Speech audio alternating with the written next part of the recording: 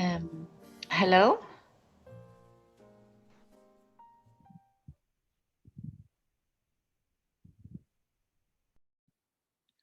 Muy buenos días.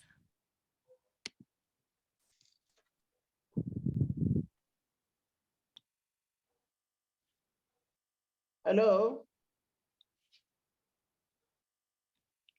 Muy buenos días a todas las personas. Queremos comenzar contándoles un poco, hablando un poco del poder del activismo, de la solidaridad feminista, del liderazgo joven para lograr cambios transformadores. Un momento crucial para la participación de promotoras y promotores de la igualdad de género de todos los sectores de la sociedad. Gobiernos, la sociedad civil, el sector privado, emprendedoras y emprendedores, artistas, el mundo académico y personales influyentes para propiciar un diálogo mundial que inste a tomar medidas urgentes y garantizar la rendición de cuentas para lograr la igualdad de género. La participación de las mujeres es fundamental para los esfuerzos efectivos orientados a la prevención, la respuesta a las crisis, la recuperación, la resolución de conflictos y la paz sostenible. Los compromisos para la protección de los derechos de las mujeres y su participación sustancial y sostenida en las acciones humanitarias y de seguridad. Mientras el mundo continúa envuelto en conflictos y necesidades humanitarias a causa de la violencia, el cambio climático, los desastres naturales y las pandemias, es urgente tomar medidas transformadoras para garantizar la plena implementación de la agenda sobre mujeres, paz y seguridad, y los compromisos de la acción humanitaria, sincronizando nuestra voz y nuestros latidos. Poder, acción, transformación, igualdad, placer, risa colectiva, felicidad, feminismo, dignidad. Estas palabras son los hilos que tejen la malla de lo que deseamos que sea de cara a las identidades colectivas de mujeres que forman parte de los tejidos que se mueven bajo el telar del mundo.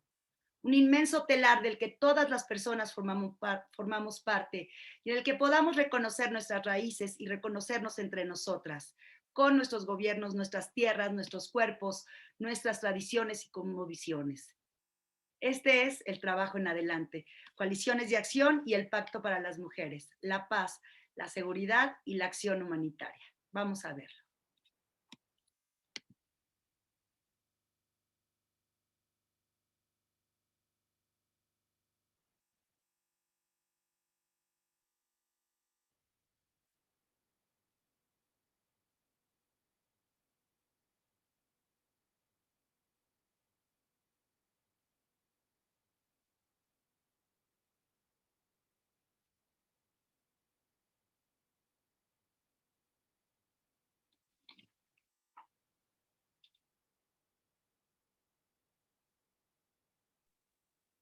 I'm trying to get the interpretation in English.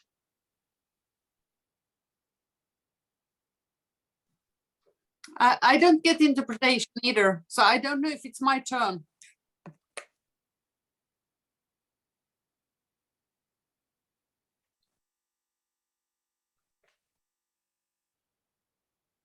I believe the interpretation for English is on the Spanish channel. Okay.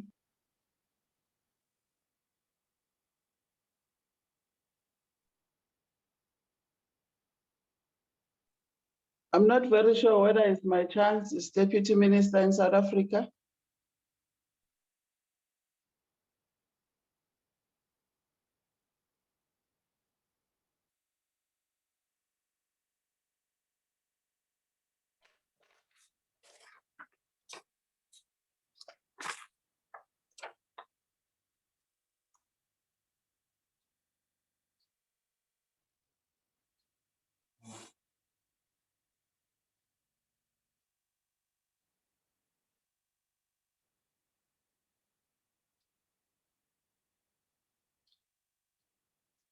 Are we following the... Can some of the organizers take the floor? Maybe this is the Minister of Foreign Affairs of Sweden asking.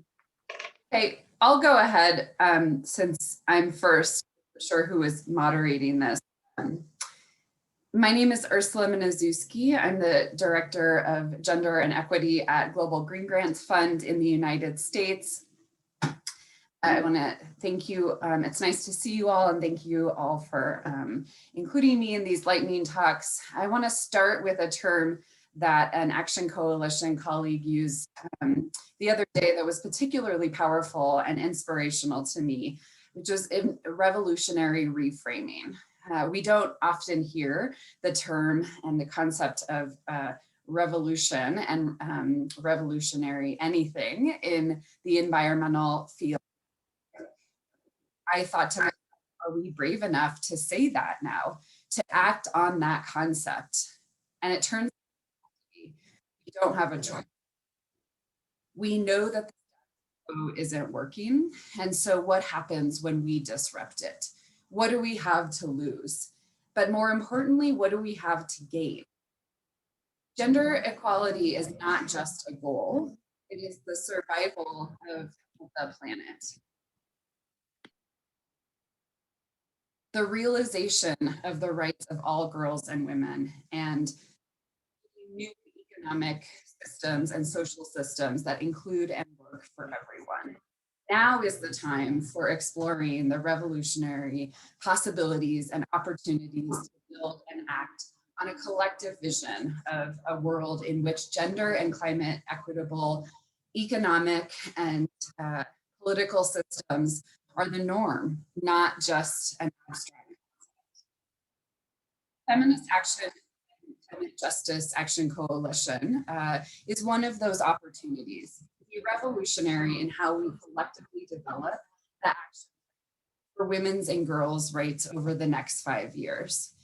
Global Green Grant is deeply invested in a feminist framing of climate justice, which reflects our values of justice, equity, inclusion, and shifting power, and not just challenging systems of oppression, but also supporting alternatives to the status quo.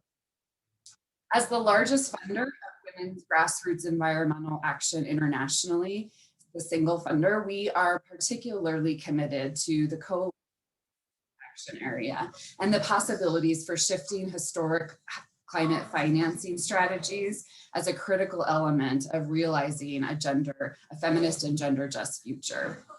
We're also committed to decolonizing wealth. We're one of the only funders in the world supporting grassroots environmental movement and organizations using a model where the activists build the funding agenda, their own funding agendas, and make decisions about where the funding goes. It's a participatory funding model that decentralizes and shifts historic power structures within philanthropy. And for us, it's highly problematic that 1% of environmental funding in philanthropy supports women and girls' environmental action. And so what do we hope for by being involved in this action coalition? To help center grassroots feminist climate agenda, flexible, locally informed climate financing across all sectors, including private and corporate sector, philanthropy, and finance. We want to collaborate across sectors to break down the barriers to grassroots women and girls' access to funding and help highlight the existing but relatively unknown landscape of finance mechanisms already providing direct funding to grassroots feminist action for climate justice. And so examples of this type of financing could include, and these are not only the only ones that that could be included, but they are examples like supporting local women and girls driving environmental agendas and action, and financing institutions driving those agendas. Supporting women and girls as decision makers, not just as participants. Supporting initiatives that are actively centered in women and girls' rights and gender justice, not just responsiveness or sensitivity. Supporting actions based on strengthening women and girls' agency and power within movements, not reinforcing disempowering positioning of women as only victims of climate change. So we invite you to join us as commitment makers and be part of this bold, brave, and collective visioning of an equitable and gender just future for people and the planet. Thank you.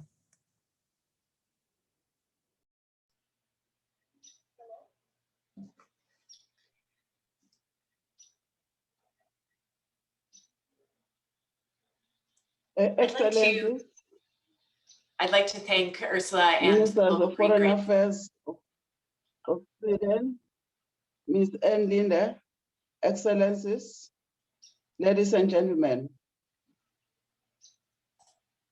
Like Sweden, it is an honor for South Africa to co-lead the Economic Justice and Right Action Coalition and collaboration with other and committed leaders who share our determination to push for an ambitious, bold, and game-changing set of action and commitment that will accelerate gender equality and the empowerment of women and girls, as well as one planet 50-50 in 2030.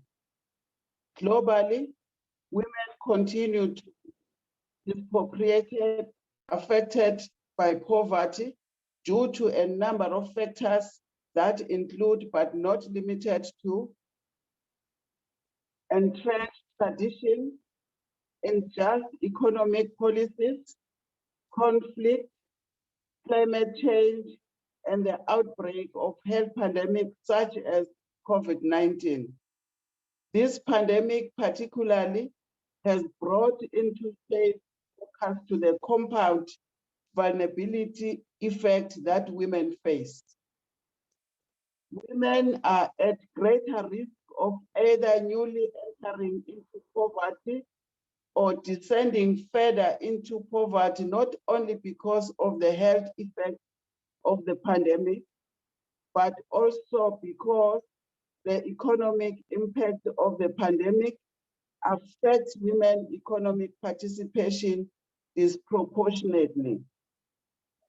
South Africa participates in the Economic Justice and Right Action Coalition is driven by the urgent need to change negative social norms, discriminatory laws, and harmful practices that have used gender to determine access to an ownership of productive resources. Our adolescent girls deserve all the skills, including the 4IR, to prepare them for future work free of harassment and violence. Through the Generational Equality Forum, we can now declare that education for girls, including sexual reproductive health and rights, should no longer be subject of debate. It is a basic human right and economic investment and a catalyst for sustainable development. We must all recognize women's contribution as creators of wealth and innovators across all sectors of our economies.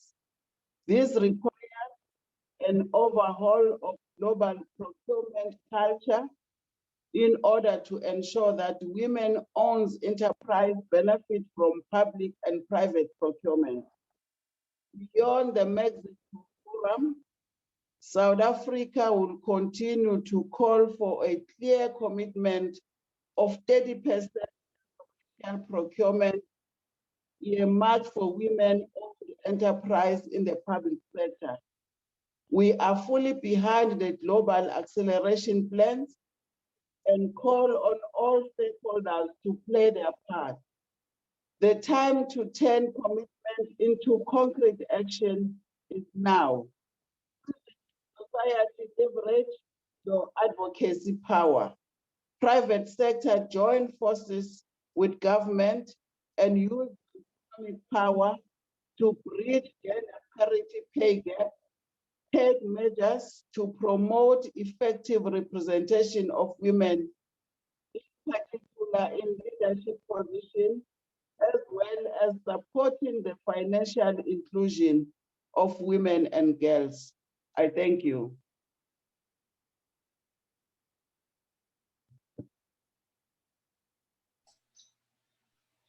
Thank you very much. I guess I take the floor now. Thank you very much, Naledi, my dear colleague, and thank you for the host for organizing this meeting. Sweden is a proud co-leader of the Action Coalition on Economic Justice and Rights. I'm also proud to be here together with you. The reason why Sweden chose to be part of this important coalition is that women and girls' economic empowerment is key to all gender equality goals. Without economic empowerment, it is difficult to be actively involved and represented in society. Without economic empowerment, it is hard to leave an abusive relationship. Without economic empowerment, it's hard to claim your sexual and reproductive rights. Sweden's own gender equality journey is built on decades of economic and social reforms, and we continue this work every day. Some of our reforms include individual taxation instead of taxation by household or as a couple, a generous childcare benefits and shared and gender-neutral parental leave, a universal and expanded social protection system for all stages of life, and reforms to strengthen women and girls' sexual and reproductive health and rights. In the coalition, Sweden will therefore prioritize economic and social reforms for gender equality and the elimination of discriminatory laws, gender equality in the labor market, and a feminist trade policy with the aim that trade agreement shall benefit women and men equally. As we all know, COVID-19 pandemic has worsened existing gender inequalities and increased the discrimination against women and girls worldwide. This is why efforts for gender equality are indispensable to sustain recovery from COVID-19. Sweden has a feminist foreign policy with a focus on women and girls' rights, representation, and resources. In our feminist foreign policy, we are happy to be joined by 5 other countries that pursue a feminist foreign policy: Canada, Luxembourg, France, Spain, and Mexico. And we very much hope that there will be many more governments to follow. In these difficult times, it is more important than ever that we stand up for gender equality and women's and girls' full enjoyment of all human rights. On different international arenas, not least within the European Union, there is an increased resistance to the work on gender equality and on issues related to LGBTI rights. This is unacceptable. To conclude, gender equality is a necessary precondition for a modern society, for jobs and growth, and for making use of all full potential of all individuals. Therefore, we would like you all to join the important work in the Coalition on Economic Justice and Rights in order to make economic gender equality become a reality. Thank you very much.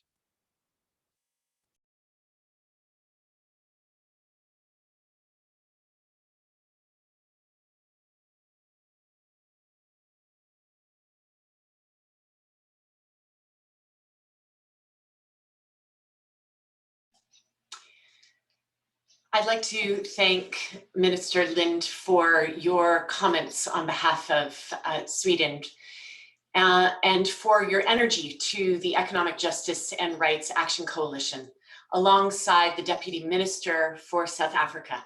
Together, you are showing the leadership required for the vision on economic justice and rights to be a reality. And now we'd like to give the floor to help us along. I would like to give the floor to Adriana. Adriana, who will speak on behalf of the Children and Youth Political Commission, Enlace Continental de las Mujeres Indígenas de las Américas, on the Action Coalition of Bodily Autonomy and Sexual and Reproductive Health and Rights. Adriana, you have the floor.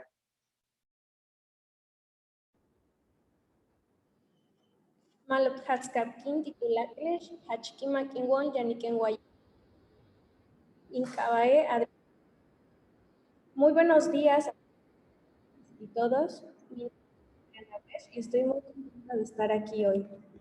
Yo formo parte de la Comisión de Niñez y Juventud de la Coordinadora Nacional de Mujeres Indígenas de México, CONAMI, y del Enlace Continental de Mujeres Indígenas de las Américas.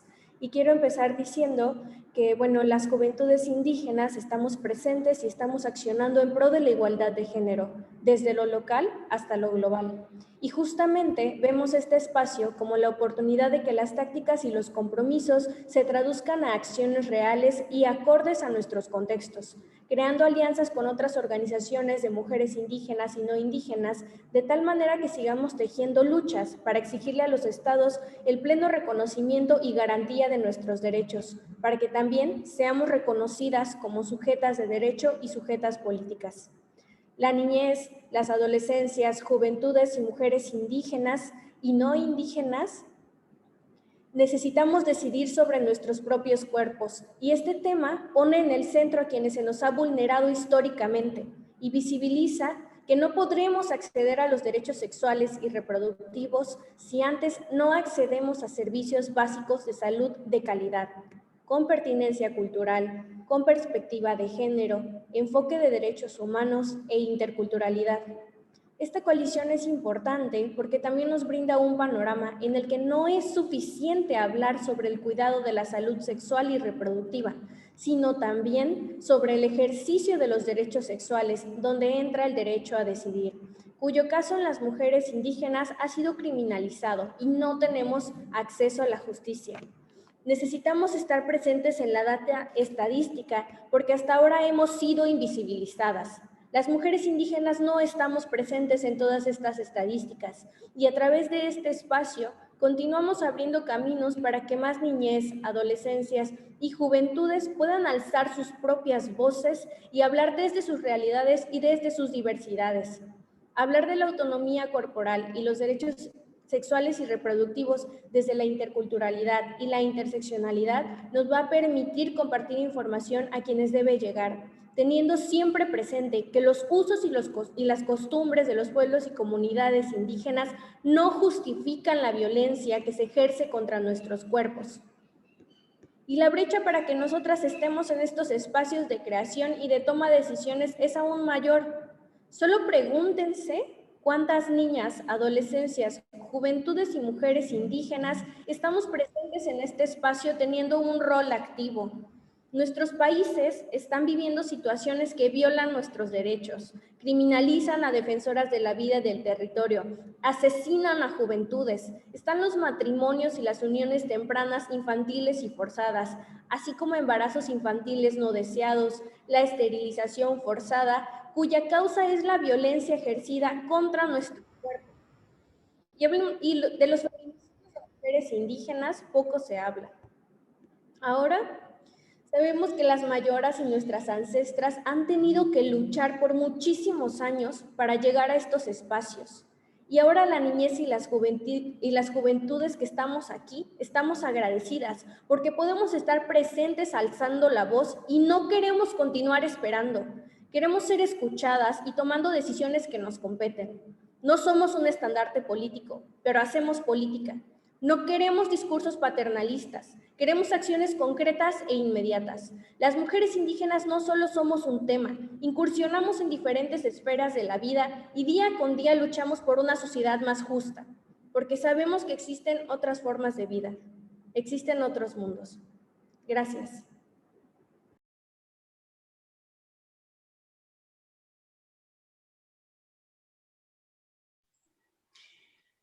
Thank you so much for your inspiring comments. We so appreciate the vision that you have shared, Adriana, on bodily autonomy and sexual and reproductive health and rights. And now we'd like to turn the floor over to Monica Zalaket, the Women and Gender Equity Minister for Chile, who will speak on behalf of the Action Coalition on Technology and Innovation. Minister Zalaket, you have the floor. Muchas gracias. Excelencia, damas y caballeros. Qué tremendo gusto y honor es para mí como ministra de la Mujer y la Equidad de Género de Chile y co-líder de la Coalición de Acción de Tecnología e Innovación, poder compartir con ustedes esta jornada de cierre de lo que ha sido un encuentro histórico entre las mujeres del mundo, tan necesario en estos momentos para que tomemos fuerza y así poder acelerar la ejecución de la agenda de género. Hoy, el mundo digital es una verdadera extensión del mundo real. El teletrabajo, la teleeducación, la telemedicina y el e-commerce son solo una muestra de ello. La aceleración de la digitalización ha convertido a la tecnología en una herramienta de primera necesidad. Por eso es indispensable y urgente que tomemos acciones decididas para cerrar las múltiples brechas de género que existen en el acceso, desarrollo de competencias y uso de forma segura y significativa de las tecnologías por parte de las mujeres y niñas, así como para promover su participación y liderazgo en las sociedades digitales.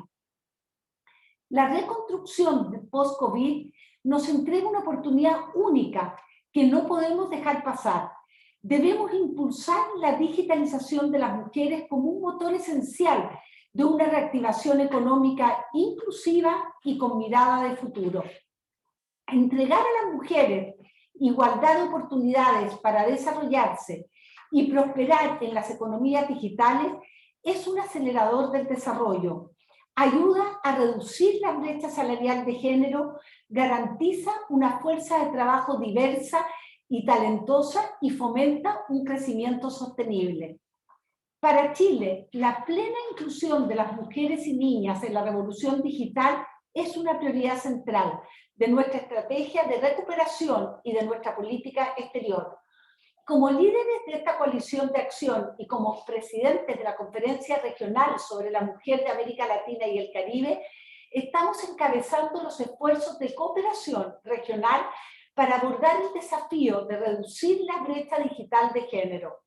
Por esto, lanzamos la Alianza Regional para la Digitalización de las Mujeres, donde proponemos crear una plataforma colaborativa de formación en habilidades digitales y el impulso de una canasta digital básica para los hogares no conectados liderados por mujeres. Como coalición, nuestra visión es un mundo en el que las mujeres y las niñas estén a la vanguardia de soluciones innovadoras para el futuro. Para hacer esto realidad, tenemos que incorporar la equidad de género en el ADN de las estrategias de transformación digital y fomentar el desarrollo de tecnología feminista. Y esta tarea no la podremos lograr sin la acción firme y colectiva de todos los actores involucrados en los ecosistemas de tecnología e innovación. Como señaló Patty Aliman de UNICEF ayer, en la acción colectiva es lo que nos mueve e inspira a todos los líderes de la coalición de acción de tecnología e innovación. En estos últimos días, el Foro Generación Igualdad ha logrado mostrar la fuerza imparable que surge cuando se une la sabiduría y valentía de las generaciones que han luchado por derribar las barreras que han impedido la autonomía económica de las mujeres, con la energía de las nuevas generaciones que no aceptarán que no seamos protagonistas del mañana. Estamos a solo 3 meses del Foro de París, por lo que el momento para actuar es ahora.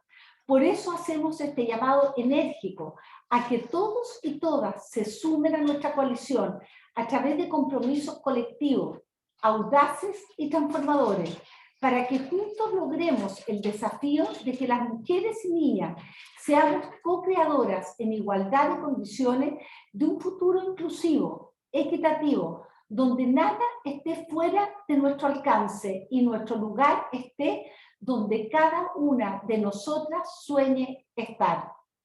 Como dijo Christine Lagarde, necesitamos un Internet de las mujeres. Muchas gracias.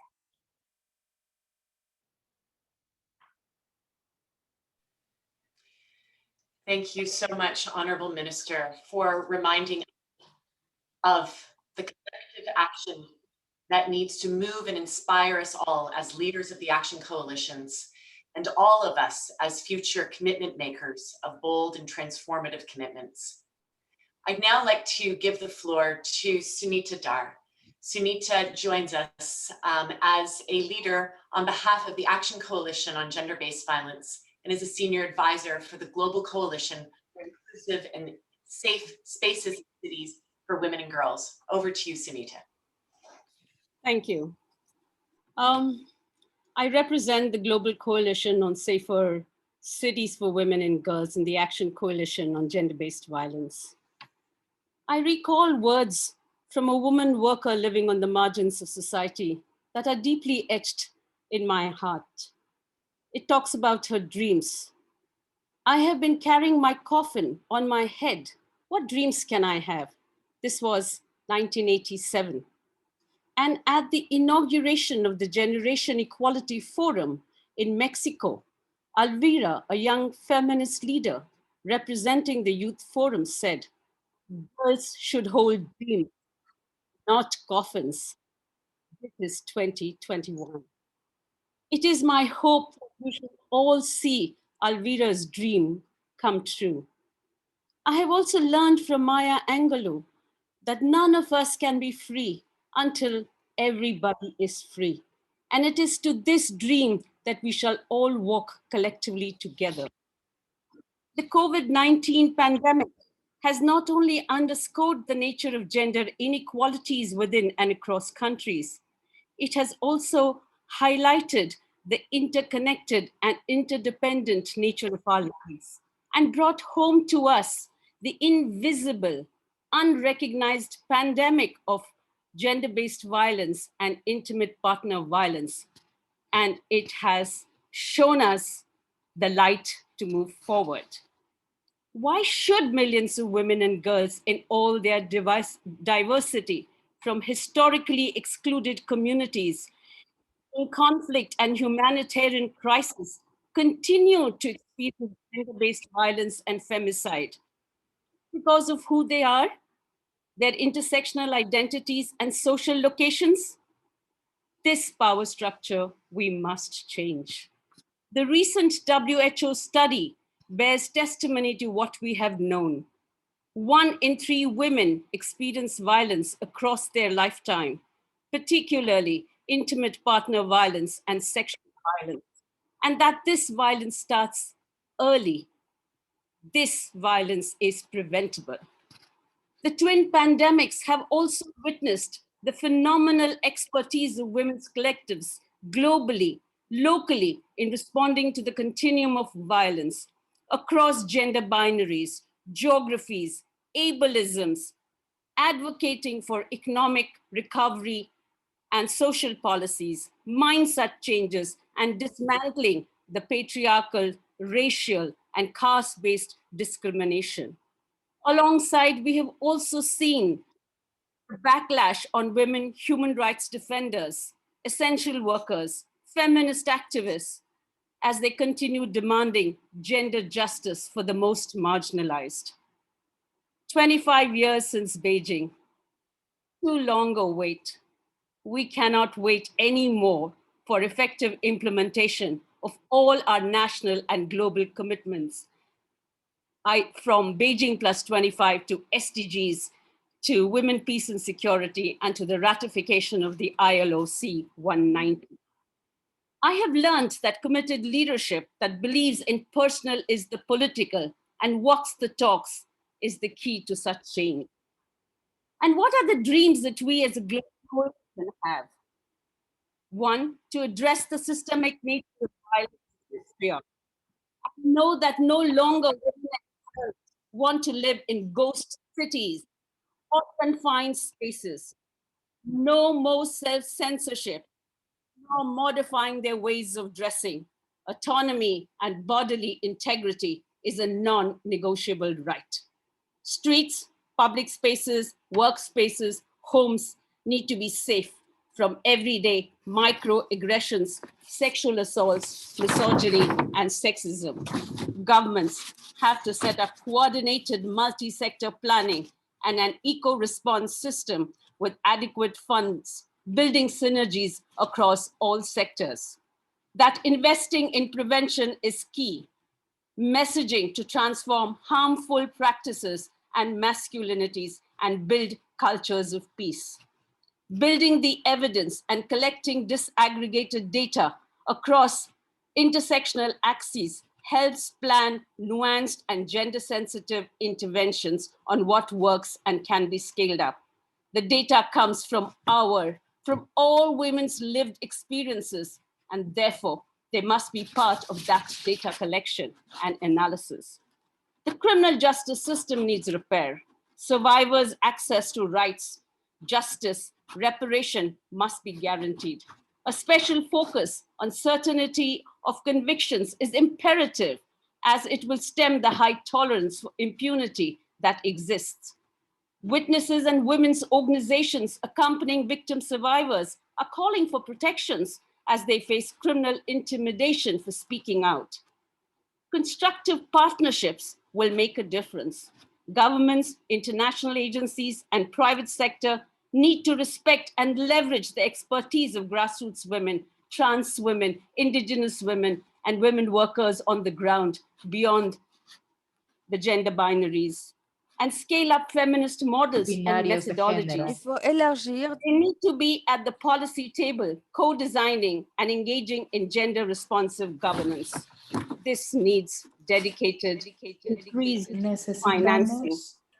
Walk with us, with your hearts and minds, co-leading this change. Thank you. La intérprete se disculpa, hay interferencia en la cabina.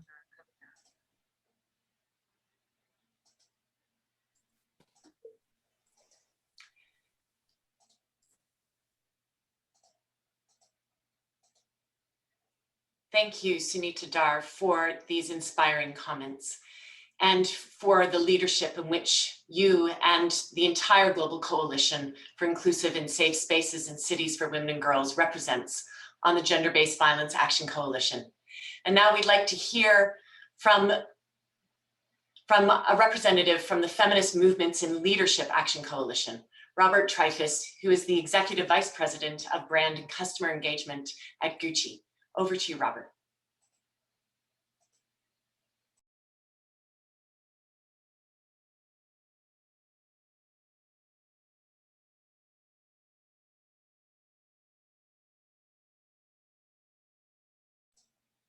Robert, we will ask you to turn on your microphone and begin again. Apologies. Thank you. Thank you.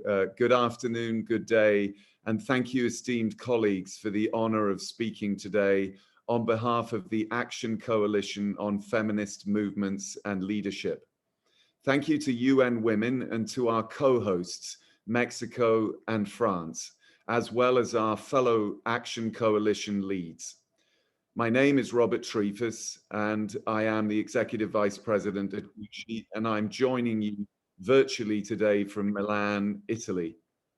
At Gucci, we've had a long-standing and deep commitment to gender equality through our Chime for Change campaign, which we founded in 2013 to convene, unite, and strengthen the voices speaking out for gender equality globally.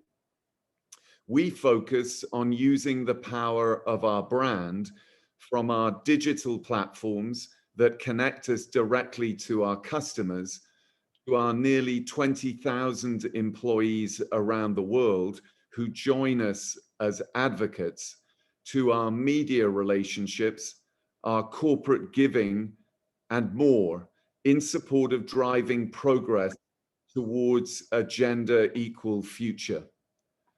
The theme of feminist movements and leaderships is a particular priority for us, as we know that feminist organizations and activists at the community and grassroots level are doing the tireless work to create real world change every day, despite significant structural barriers and the lack of adequate funding. This theme also speaks to our deep commitment as a brand to advance diversity, freedom, and self-expression, as our Action Coalition is focusing on realizing the full participation and protection of adolescent girls and young feminist leaders, disabled women, indigenous women, lesbian, bisexual, trans, intersex, and queer women, non-binary people, and other historically excluded and marginalized people.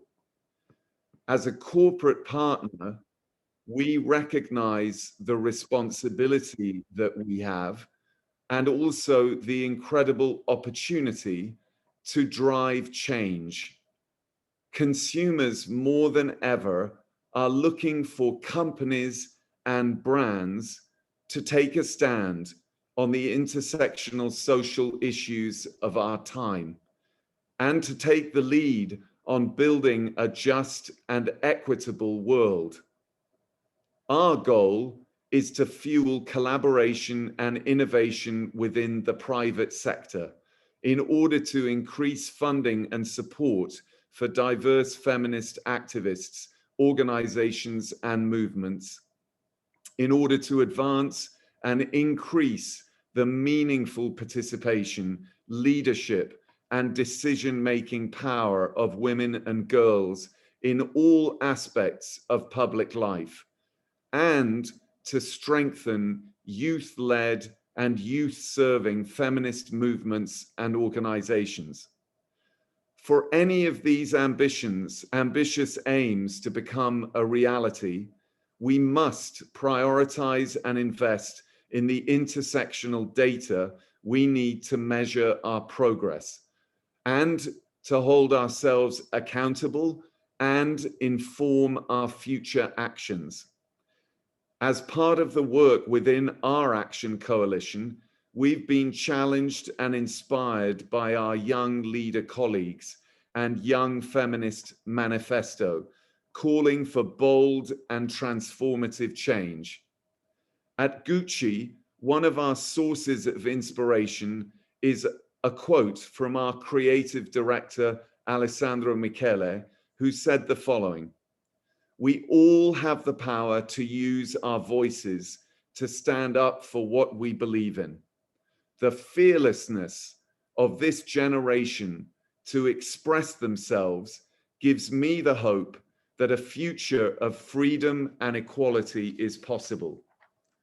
We are truly encouraged by the fearlessness we have seen in the young leaders of our Action Coalition.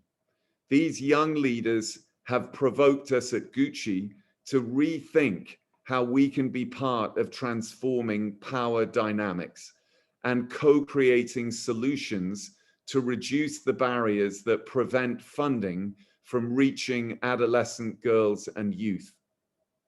To our young leader and youth activist colleagues, thank you for your boldness, your candor in challenging our traditional way of thinking about funding and supporting feminist movements and leadership, and helping to propel us into the future.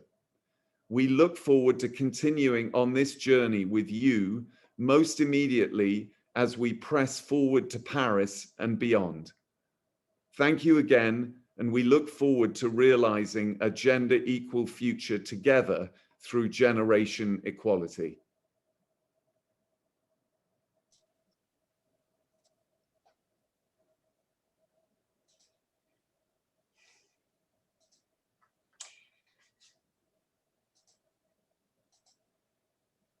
Thank you so much, Mr. Trifas. And now we'd like to give the floor over to Amani Aruri, the representative of the Generation Equality Youth Task Force, who will speak to us about the Women, Peace, and Security and Humanitarian Action Compact. Over to you, Amani. Yes, thank you. Thank you very much. I was really inspired by what Mr. Robert just mentioned on the impact that the Youth Task Force and the youth movement, the global youth movement, has left on different stakeholders, but it is really inspiring to hear how it made the Youth Manifesto made such a main actor to rethink on how to transform power dynamics. But it is important to start with the idea of being challenged. as Robert mentioned, they were challenged by Young People's Manifesto. And this is really important notion that young people are still challenging the impediments they face and that prevent them from having effective participation and being effectively engaged in decision-making process. And now, as we're talking about the Women, Peace and Security and Humanitarian Action Compact, we're talking about the role of young people in peace building and also in the humanitarian action. So this Generation Equality WPS HA Compact represents really a prominent opportunity to integrate an intergenerational approach to dismantle these discriminatory barriers that prevent us as youth and women from having equal participation at the forefront of peace, security, and humanitarian efforts, and to promote and protect our human rights and the work of women peace builders and women human rights defenders.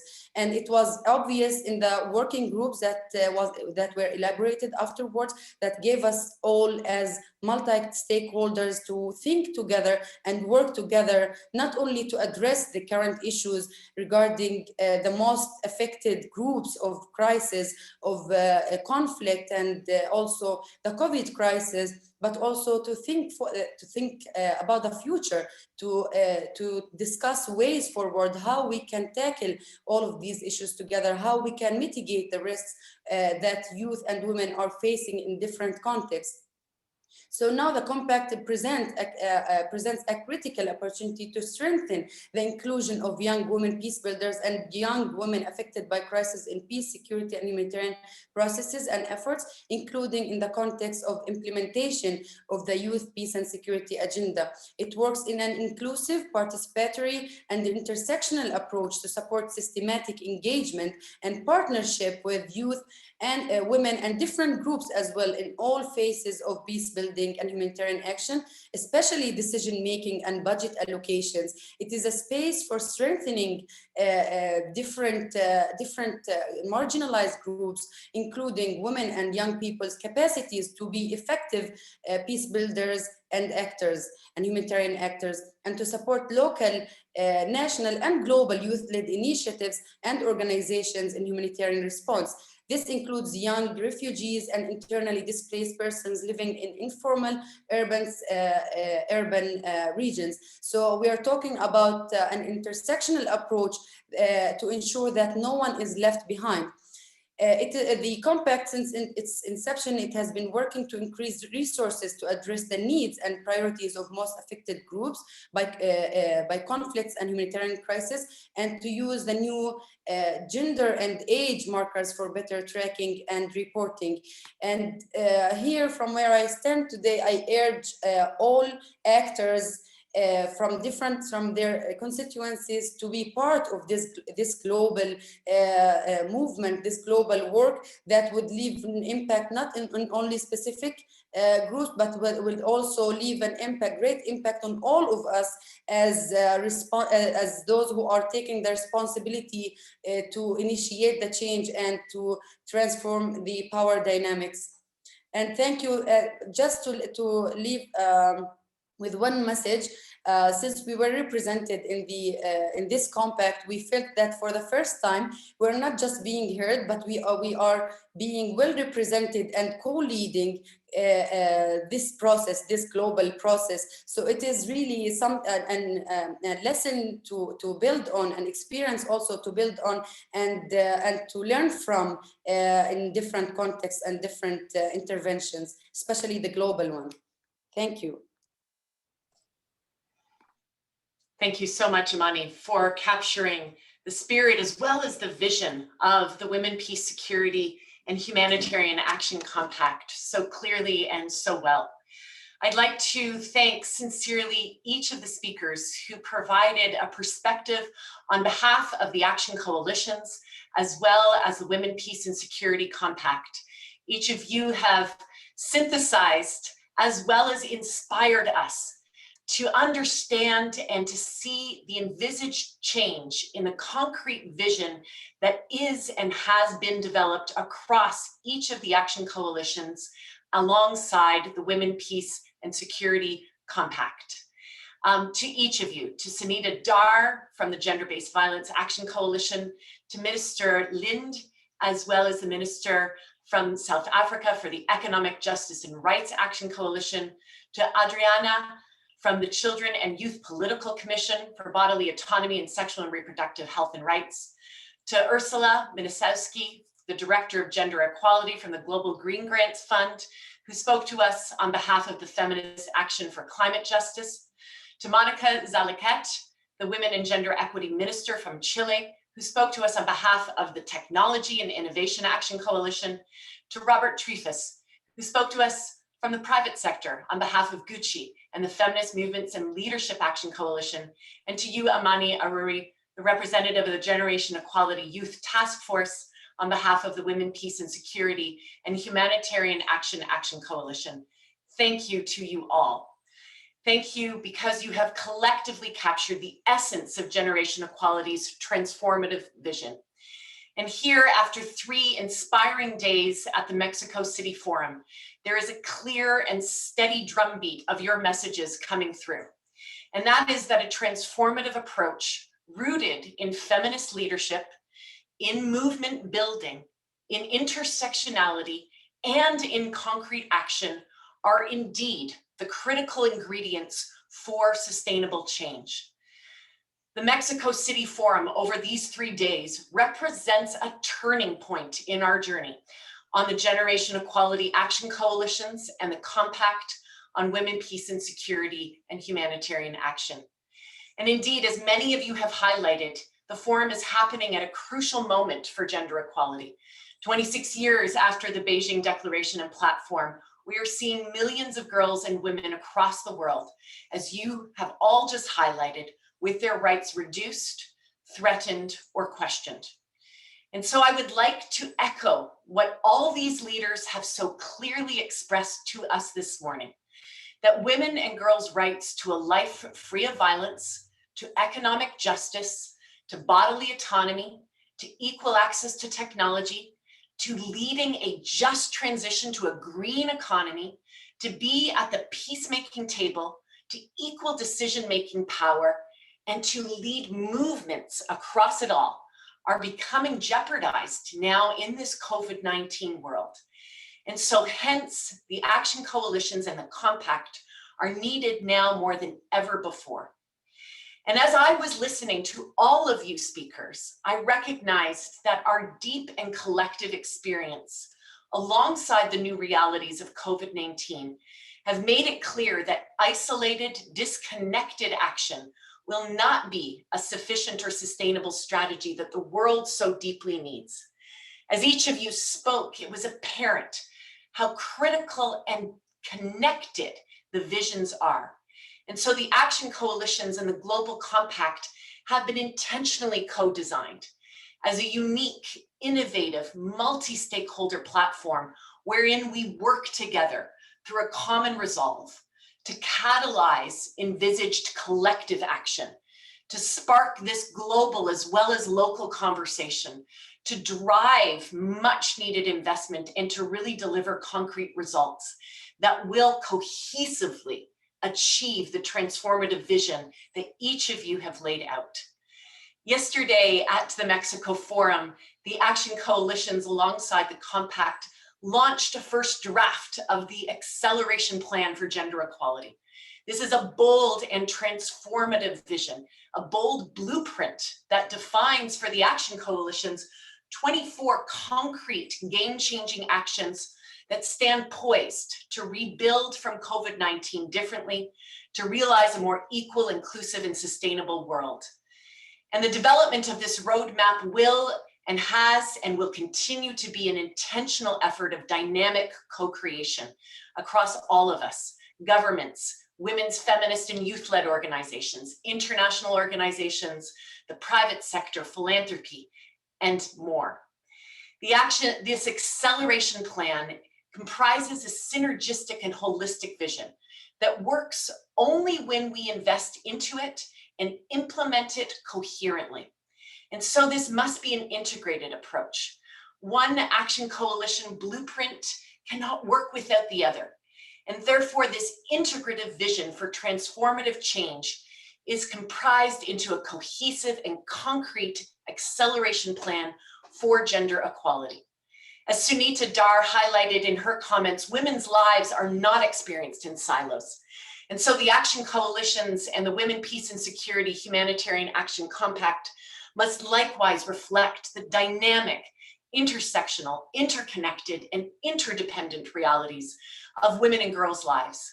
There are so many clear synergies across the compact, across the action coalitions, not just in terms of the context where women and girls live, but in terms of the addressing some of the most intractable barriers to equality, from violence to climate change, to economic systems that leave women and girls behind. Each of these are connected across intersectional axes. All women and girls are vulnerable to violence, including in online spaces. The power of financial inclusion can be a transformative lever for not just the transformation of women's productive lives, but also for their important entry and voice as leaders. Data is critical across all action coalitions and the compact, and especially the foundation, funding and support to diverse feminist activists, organizations, funds, and movements is the foundation across it all. The synergies are clear, and more synergies must and will be explored as we move forward. And we know that the action coalitions and the compact, if implemented and fully funded, can lead to lasting and transformative change if done in a cohesive way to ensure that women, girls, and gender diverse people everywhere can fully enjoy their human rights. And as all these leaders have called, we now invite everyone to be part of this bold approach, to be part of this transformative vision and this innovative platform, to join as commitment makers who will play a catalytic role in the success of the compact, as well as the action coalitions, to join a dynamic community of practice, to make groundbreaking commitments, and to contribute to joining hands in the implementation of the tremendous vision that has been put forward. And so with this, I'd like to thank each of our speakers for sharing the dynamic vision that has emerged over these 3 days, and especially during the parallel dialogue sessions yesterday on the action coalitions and the Women, Peace and Security Compact. And as we head towards Paris, where there will be a spotlight on commitments, we encourage all partners to make bold and groundbreaking commitments with and together across stakeholders. In doing so, we will enable the achievement of the world where the action coalitions and the Women, Peace and Security Compact are driving towards, this transformative vision of permanent change towards gender equality. Thank you so much. And with this, I believe we turn now to our youth dialogue.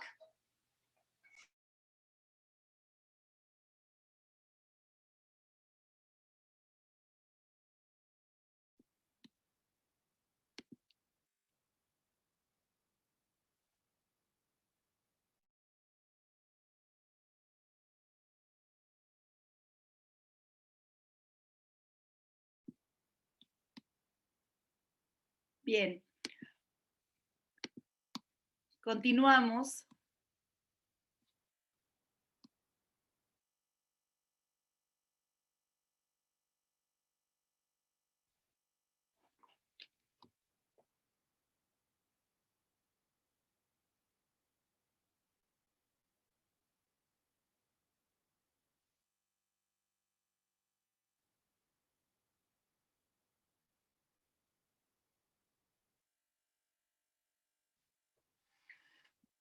Gracias.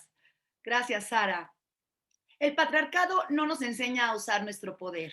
La mayor parte de las personas con más poder en la tierra lo usan para beneficio propio, no para el bien común. Acaparan el dinero y las propiedades, explotan personas sin misericordia, financian y provocan guerras, contaminan el agua, los suelos y el aire, destrozan el planeta sin escrúpulos, arrasan bosques y se alían entre ellos para acumular todavía más poder y más riqueza.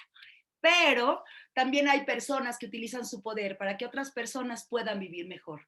Trabajan defendiendo los derechos humanos, la naturaleza y los animales. Contribuyen al cuidado del planeta, ponen en marcha estrategias para mejorar la calidad de vida. Las mujeres somos poder, poder transformador, poder feminista, poder para reconocernos y poder para abrazarnos. Somos poder, poder, poder para cambiarlo todo. Muchas gracias. Acompáñenme a ver este video.